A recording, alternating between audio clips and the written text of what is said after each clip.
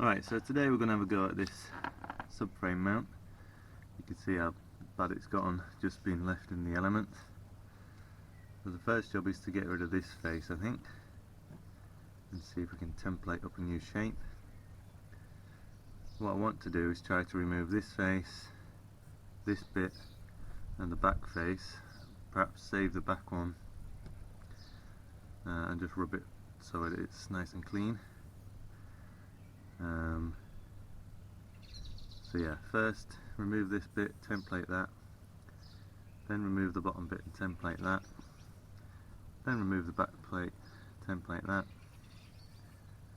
and then weld it all back together. Should be fun. Alright, so that's the first section cut away and the template made for that. So I'm going to use the natural lines of the bracket to guide me when I reconstruct this. Okay, there's the back template should I need it. I'm going to see if I can just cut this bit out and rub that clean. We'll see.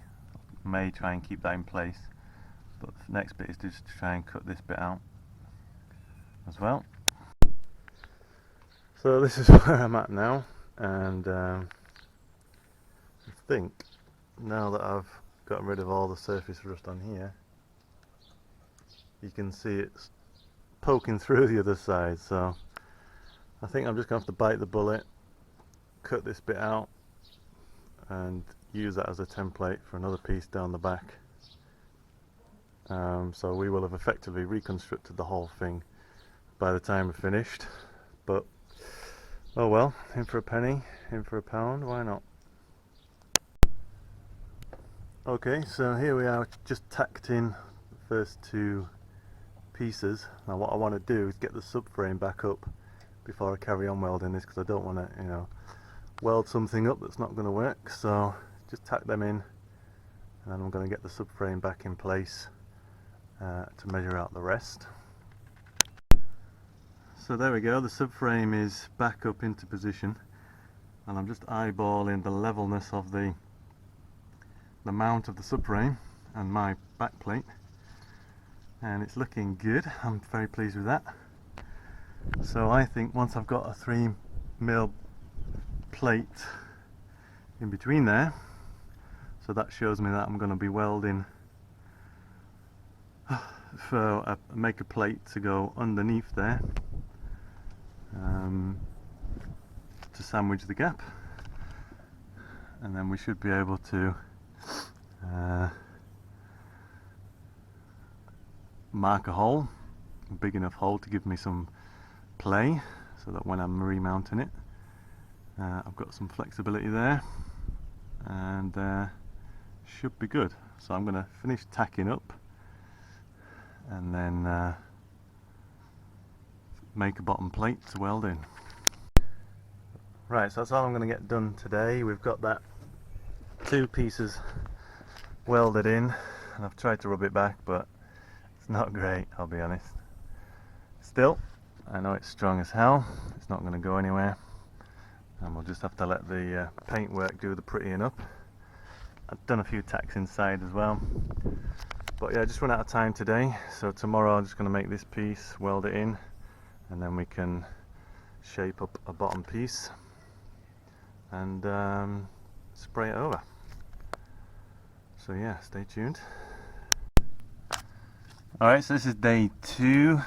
We've just got this back section in place now. The welds are starting to look a little bit better the more that I get used to this.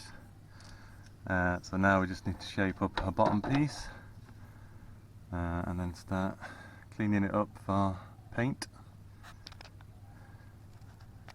Yeah, so far so good.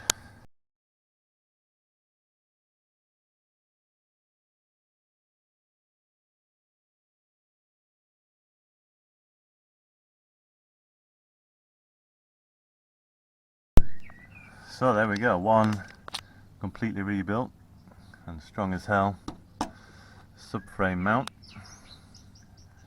and I've just been cleaning up the welds around here.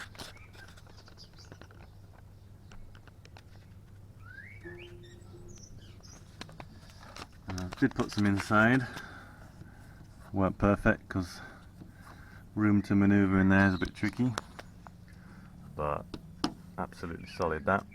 So before it rains or anything daft, I need to get this in paint, otherwise it just starts to get rust on it immediately. So that's my next job. Okay, so that's in the 2K epoxy primer, ready for a bit of top coat. So the good news is we need to do the other side now. Let's have a look at it again. You see, this one is obviously much stronger, but still it's just grotty, you know. I don't know whether to bother doing this one as well or just see how this one plays out. I don't know.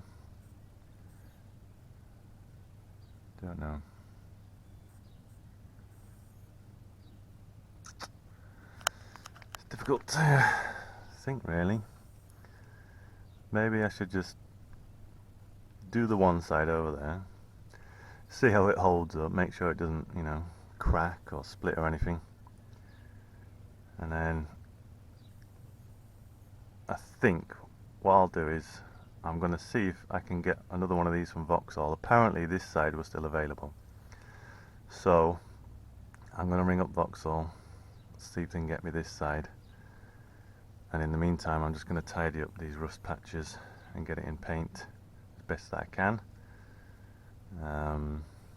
so that we can move forward. One thing just to note is this is a zinc primer, and clearly it's no good for rust protection, even though it says protects against rust. The zinc primer is doing nothing for me, so this is why I'm trying the... I haven't used zinc primer in many places, to be honest. I just had it to hand when I was doing these bits, so yeah, don't bother with that. If you're going to do something like this, get some epoxy primer. Right, so I'm just going to clean this bit up and get this in the same epoxy as best I can. Alright, so that's going to be the end of this video. We're going to get that in some red paints shortly this afternoon, but you don't need to see that just yet. One of the next things is to get this subframe powder coated. I'm just trying to work out where I can take that at the moment to get that blasted and coated.